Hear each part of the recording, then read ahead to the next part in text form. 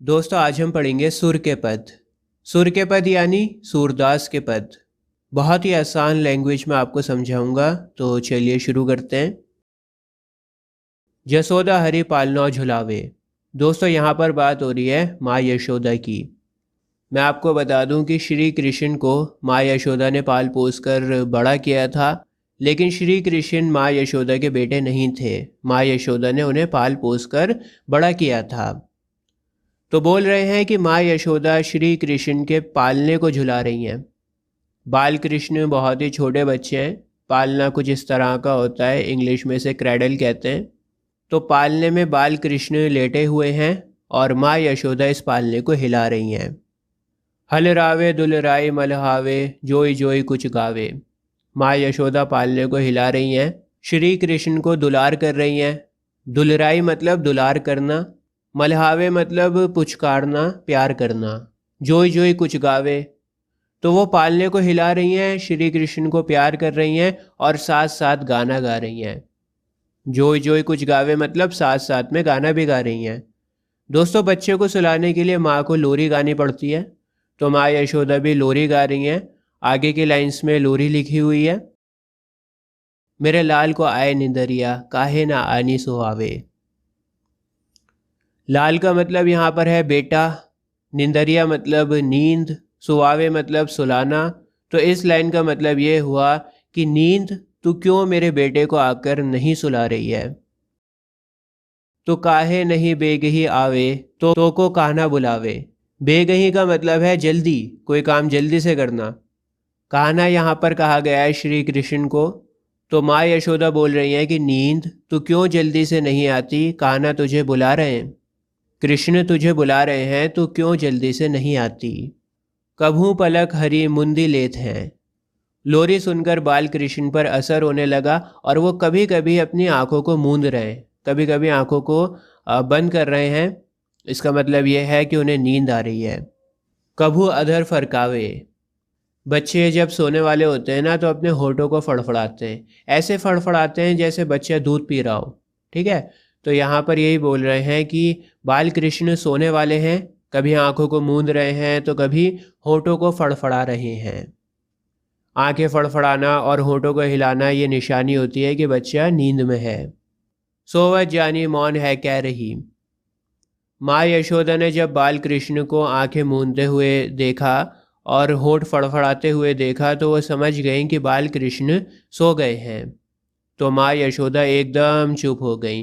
जो लोरी गा रही थी वो उन्होंने गानी बंद कर दी। करी करी सौन बतावे, और अपने आसपास इशारा करके गोपियों से कहा कि तुम लोग बिल्कुल चुप हो जाओ, कोई शोर मत मचाना, कोई बात मत करना, क्योंकि बाल कृष्ण सो गए हैं। ठीक है दोस्त, माँ यशोदा लोरी गाना बंद कर देती हैं, बिल्कुल चुप हो जाती हैं और अपने आसपास की गोपियों को भी कहती हैं कि तुम भी चुप हो जाओ, बाल कृष्ण सो गए हैं, कोई भी शोर मचाने की ज़रूरत नहीं है। यही अंदर अकुलाए उठे हरि। लेकिन इसी बीच श्री कृष्ण की आँख खुल जाती है और वो जाग जाते हैं।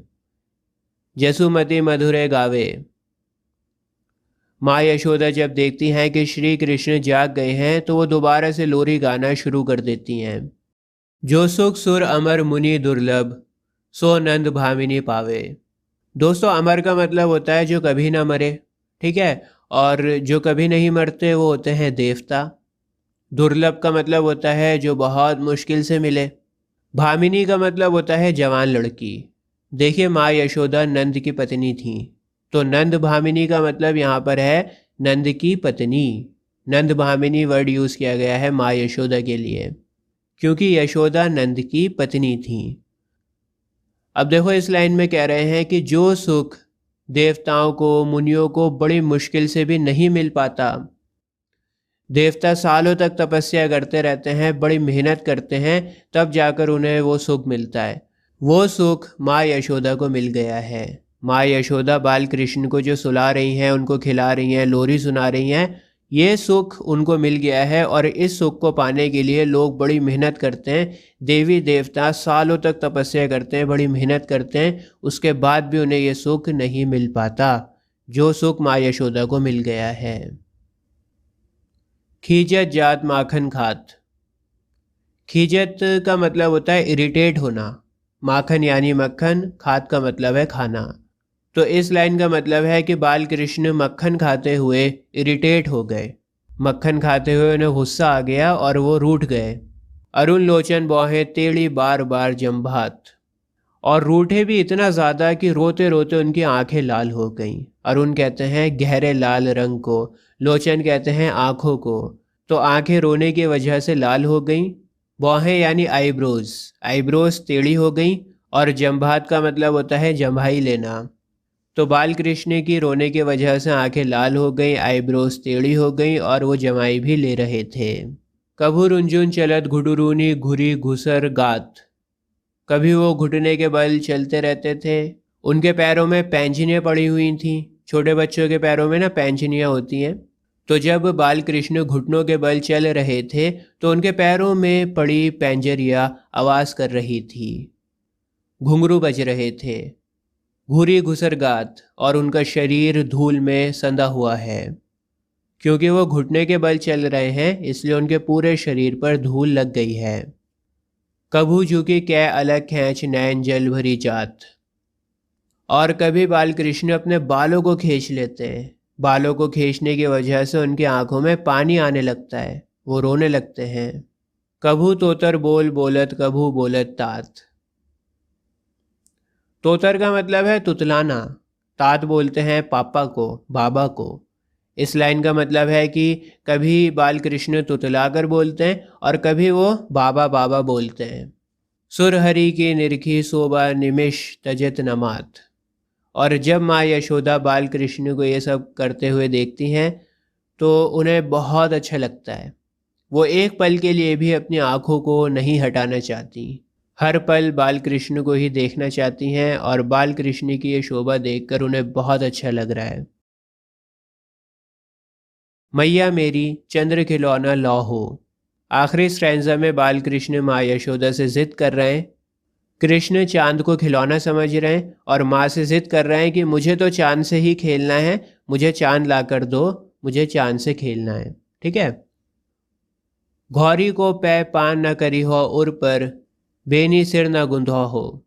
और माँ, अगर आपने मुझे चांद का खिलौना नहीं दिया तो फिर मैं गाय का दूध भी नहीं पीऊँगा और सिर की चोटी भी नहीं गुंधवाऊँगा। घोरी का मतलब होता है सफ़ेद, वाइट। यहाँ पर यह वर्ड गाय के लिए यूज़ हुआ है। घौरी का मतलब यहाँ पर है सफ़ेद गाय। पै का मतलब होता है दूध। पान का मतलब होता है पीना। बेनी का मतलब होता है चोटी। तो बाल कृष्ण अपनी माँ से कह रहे हैं कि अगर आपने मुझे चांद लाकर नहीं दिया तो मैं ना तो गाय का दूध पीऊँगा और ना ही चोटी गुथवाऊँगा। मोतिन माल न घरियो उर पर झुंगली कंठ न लौहो।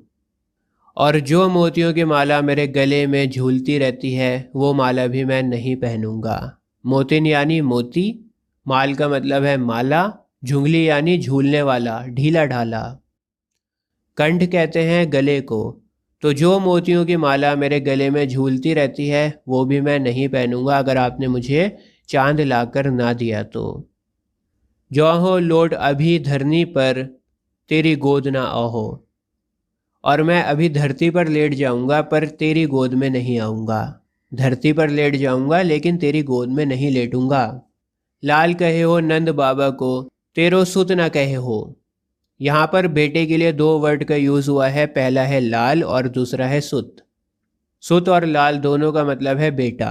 तो बाल कृष्ण बोल रहे हैं कि मैं नंद बाबा का लाल कहलाऊंगा, नंद बाबा का बेटा कहलाऊंगा, पर तेरा सुत ना कहलाऊंगा, तेरा बेटा नहीं कहलाऊंगा। अपनी माँ से कह रहे हैं कि मैं अपने बाबा का बेटा कहलाऊंगा पर तेरा बेटा नहीं कहलाऊंगा। जब इतनी ज़्यादा जिद करने लगे बाल कृष्ण तो माँ यशोदा बोलती हैं, कान लाए कुछ कहत जसोदा, दाहुई ना ही सुनो हो। दाहुई यहाँ पर कहा गया है बलराम को। मैं आपको बता दूं कि श्री कृष्ण के बड़े भाई का नाम था बलराम।